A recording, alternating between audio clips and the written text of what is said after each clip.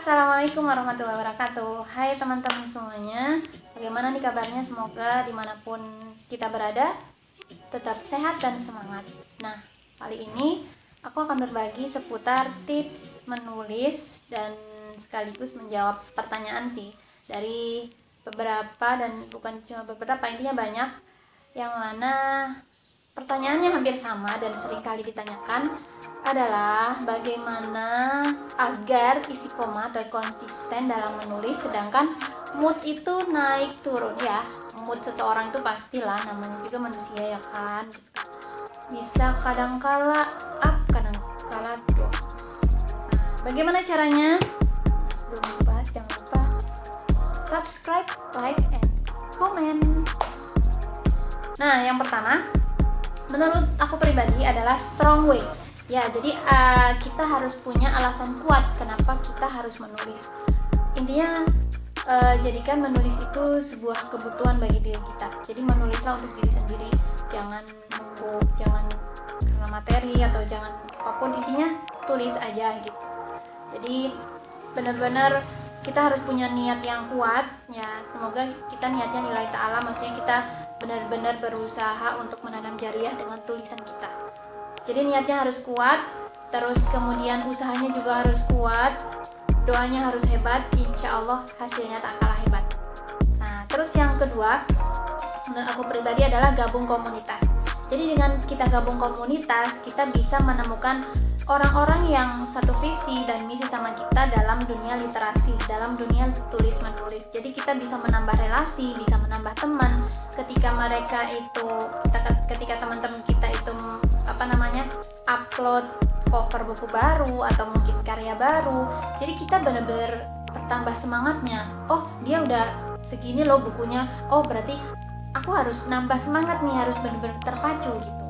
Jadi buat karya-karya teman-teman kita yang udah, intinya buat mereka yang udah menelurkan karya banyak atau mungkin bisa tembus penerbit mayor atau mungkin penerbit indie, tapi benar-benar bukunya sampai digemari banyak orang gitu. Nah, intinya itu membuat kita harus lebih semangat lagi.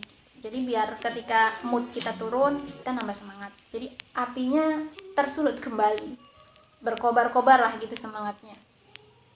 Terus yang ketiga adalah kita butuh mentor, butuh guru. Yang namanya ilmu itu luas, ilmu Allah itu luas. Bahkan dalam Al-Quran pun diterangkan kalau misalnya ilmu Allah itu dituliskan, tintanya itu dengan 7 samudra gitu, itu nggak akan cukup, karena memang itu ilmu Allah itu luas banget, dan ilmu kita itu sebagai hamba Allah itu nggak ada seujung buku, jadi benar-benar sedikit banget. Nah, oleh karena itu dalam dunia kepenulisan kita juga butuh guru, kita harus update ilmu, harus upgrade. Jadi ketika kita nambah ilmunya, insya Allah bahan dari tulisan kita juga akan bertambah, terus kualitas dari tulisan kita juga akan membaik, lebih baik dari sebelum-sebelumnya. Jadi gitu. Terus selanjutnya adalah yang keempat, itu kita ikut kompetisi atau ikut project antologi. Ya, kalau misalnya ikut kompetisi itu kan menambah semangat kita. Ya meskipun memang kita nggak berharap sih, maksudnya jangan sampai kita terlalu berharap pokoknya harus menang. Nah, istilahnya kita harus nyari pengalaman, ya kan? Nyari pengalaman. Kalau misalnya menang, alhamdulillah. Kalau misalnya kalah, ya tetap alhamdulillah, karena kita udah mendapatkan pengalaman itu. Jadi benar-benar kita memanfaatkan momentum ini untuk mengasah kualitas dan kualitas bagaimana hasil tulisan kita gitu. Nah, untuk ikut kompetisi, tipsnya kita harus mencari yang jelas ya, maksudnya siapa yang ngadain, itu beneran apa enggak, siapa sponsorshipnya, siapa jurinya. Jadi biar kita nggak ketipu, karena ada juga loh, nggak cuma ada banyak kasus yang seperti itu. Jadi ngadain tapi tiba-tiba ngilang gitu aja. Bahkan ada yang eventnya suruh bayar gitu, tapi tiba-tiba malah ngilang. Itu banyak banget. Jadi kita harus hati-hati ya. Nah, selain itu juga bisa ngikut project antologi. Buat misalnya teman kita lagi ngadain project antologi nih.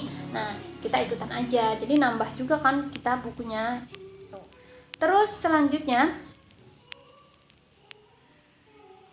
adalah kita bisa jalan-jalan, bisa ngobrol sama teman, bisa nonton, artinya hal-hal yang positif lah gitu. Jadi insya Allah ketika kita ngobrol sama teman itu bisa menjadi bahan tulisan.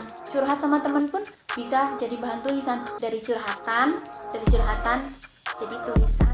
Itu banyak banget, dan diantaranya itu yang aku alamin sih, maksudnya ketika ada beberapa teman-temanku yang curhat gitu.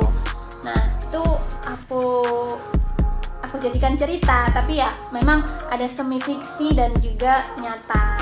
Jadi intinya itu juga menjadi inspirasi baru gitu loh buat bahan tulisan. Jadi apa yang kita lihat, apa yang kita dengarkan, apa yang kita rasakan, apa yang kita kerjakan, apa yang kita obrolkan gitu, semua itu bisa jadi bahan tulisan. Jadi nggak ada sebenarnya kalau misalnya kita itu nggak ada maksudnya nggak ada bahan buat tulisan, sebenarnya bukan nggak ada, sebenarnya ada aja, yang penting kitanya aja mau apa enggak. Nah selanjutnya adalah yang paling penting, itu kalau menurut aku pribadi, dan ngingetin aku pribadi juga ya, yang paling penting adalah sebelum mulai menulis, alangkah baiknya kita berwudu dulu, kita baca Quran dulu, kita sholat dulu, kita meminta kepada Allah Subhanahu Wa Taala yang memberikan ide. Karena kalau misalnya kita dekat sama Allah, insya Allah apapun itu jadi lebih dekat. Allah itu semakin dekat dengan kita, dan ide-ide itu insya Allah semakin Allah alirkan ke dalam pikiran kita, dan insya Allah apa yang kita kerjakan juga lebih berkah. Amin amin amin Allahumma amin. Nah itu diantara tips dari aku pribadi, jadi semoga bermanfaat ya. Kalau misalnya kalian punya tips lainnya, boleh sharing, boleh juga silakan berkomentar. Dan kalau misalnya ada pertanyaan lain seputar dengan literasi atau seputar tulis menulis, ya boleh juga tulis di kolom komentar. Nah aku pribadi juga masih belajar, sama-sama belajar. Jadi kalau misalnya ada kekurangan, mohon maaf yang sebesar-besarnya. Jadi aku juga manusia biasa yang mana bisa salah dalam perkataan dan perbuatan. Jadi kalau misalnya ada salah kata, mohon dimaafkan ya. Dan cukup sekian dari